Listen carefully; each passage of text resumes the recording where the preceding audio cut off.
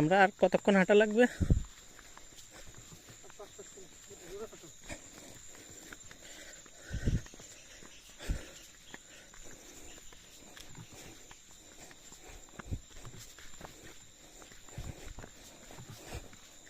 ওরা তো লাইট ছাড়া আসতে পারবে না, ওরা যে দেরি করে বেরিয়েছে। ওরা বুঝুক, ওরা তো দেরি করছে, ওরা বুঝে গেছে। মোবাইল আছে তো সবার কাছে, মোবাইল আলো তো আসতে পারবে। আর রাস্তা তো সমস্যা না।